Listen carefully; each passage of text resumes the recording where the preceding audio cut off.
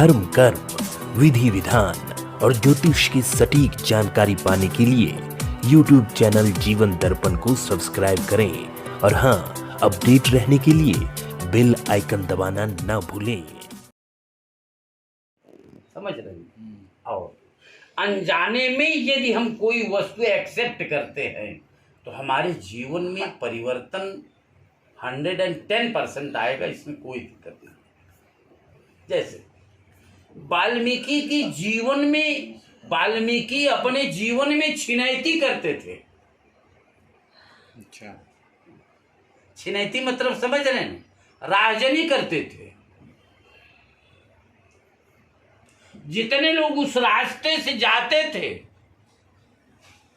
जाने वाले लोगों की सारी वस्तु छीन लेते थे। अगर व्यक्ति देता नहीं था तो जबरन उसको मार भी डालते थे, लेकिन उसकी संपत्ति छीनते जरूर थे। वाल्मीकि के जीवन में एक बात बहुत उनको ऊंचाई पर ले गया कि अपने जीवन में उन्होंने कभी झूठ नहीं बोला है। कभी झूठ नहीं बोला है। प्रचेताओं के अंतर्गत आते हैं। प्रचेता भी कभी झूठ बोले नहीं है। एक प्रचेता माने एक विशेष साधक कहे जाते हैं। उन्होंने भी कभी झूठ बोला नहीं। ब्रह्मा के दिमाग में एक बात आई कि वाल्मीकि के जीवन में परिवर्तन आना चाहिए। तुरंत उन्होंने सप्तर्षियों को आदेश दिया कि आप लोग जाकर के वाल्मीकि को प्रेरणा दीजिए, वाल्मीकि के जीवन में परिवर्तन लाएंगे। अब परिवर्तन कैसे आएगा?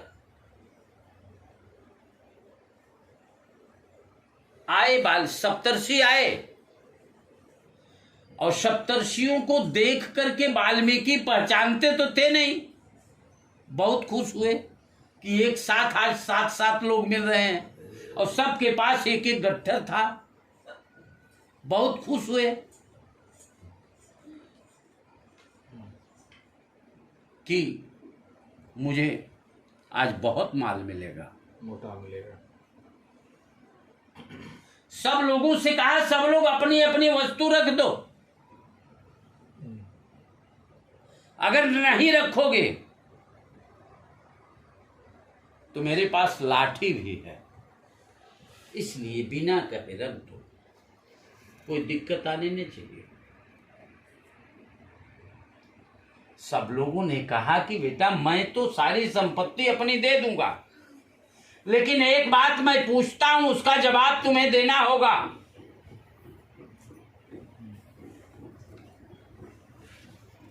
बोले क्या? बोलिए। कहा कि ये संपत्ति जो लोगे हमसे, हम लोगों से, ये करोगे क्या? तो बताया कि ये संपत्ति हम घर वालों को दे देंगे, घर वाले खाएंगे पिएंगे मौज करेंगे, और क्या करेंगे।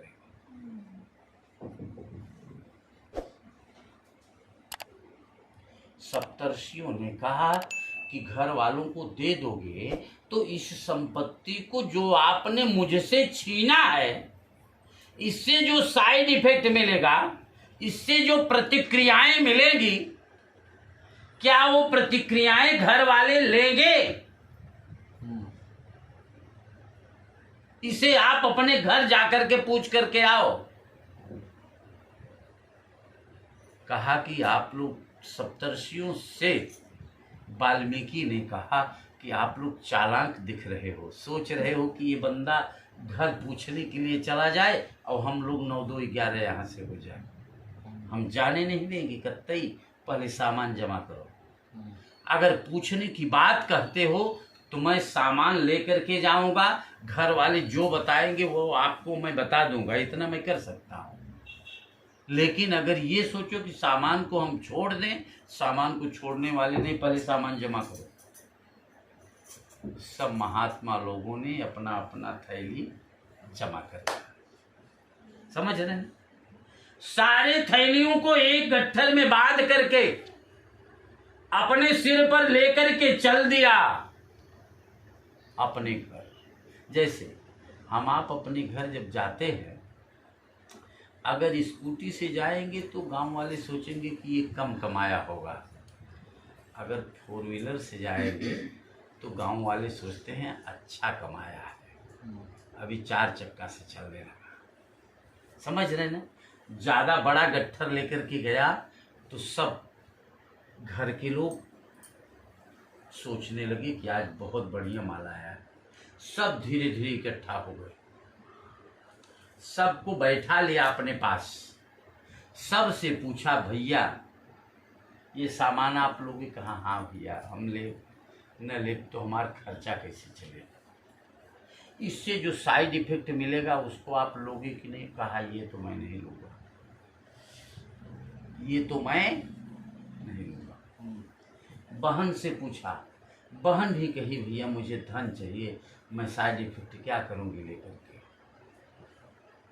शादी तो हुई नहीं थी। माता से पूछा, पिता से भी पूछा, कोई साइड इफेक्ट लेने के लिए तैयार नहीं। धीरे धीरे उसका दिमाग परिवर्तित होने लगा। किसकी? वाल्मीकि की। जो गट्ठर लेकर के गया था वो गट्ठर को खोला नहीं, वापस लेकर के ऋषियों के पास आया और गट्ठर को फेंक करके ऋषियों के पैर पकड़ लिया कि महाराज घर का कोई व्यक्ति साइड इफेक्ट लेने के लिए तैयार नहीं है। अब आप बताओ कि अभी तक जो मैंने अनजान में किया है उसका प्रायश्चित कैसे निकलेगा, कैसे समाप्त होगा। महात्मा लोगों ने सोचा कि अब बात बहुत अच्छी बन रही है। कहा कि आप पढ़े लिखे हो? बताया कि नहीं मैं पढ़ा लिखा नहीं, हम तो बाल्यावस्था से ही राजनी लोगों के चक्कर में कुसंगति में पढ़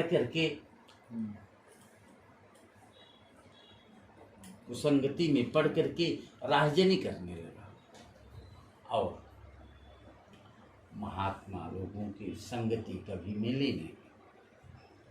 अभी आप बताओ कि मैं क्या करूं। और जब लोग मुझे कुछ देते नहीं थे तो मैं उनको मार डालता था और उनकी संपत्ति में छीन लेता था।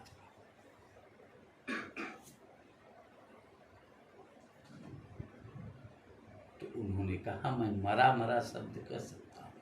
अच्छा, मरा मरा मैं कर सकता हूं। तो महात्माओं ने सोचा कि यदि 2 बार मरा शब्द कहेगा तो एक बार राम का तो बोध हो ही जाएगा, एक बार राम का तो बोध हो ही जाएगा।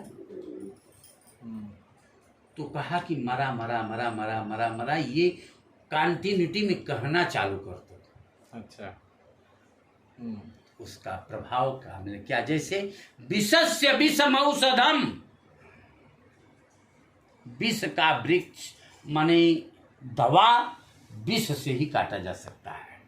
जैसे किसी को सांप काट लिया तो उसको जो डॉक्टर लोग इंजेक्शन लगाते हैं ना, वो कोबरा विष का सांप का इंजेक्शन लगाते हैं, विष का ही इंजेक्शन लगाते हैं।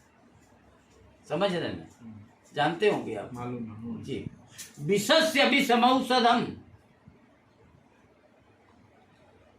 इसीलिए रामायण में लिखा है क्या कि उल्टा नाम जपत जग जाना और वाल्मीकि भय ब्रह्म समाना। वाल्मीकि जी उल्टा नाम जपने से आदि कवि बन गए। तो हम आप यदि अपनी सज्ञानता में सीधा नाम लेंगे तो उसका महत्व क्यों नहीं मिलेगा। अब रही बात ये, एक और दृष्टांत, राम राम कितना महत्वपूर्ण है।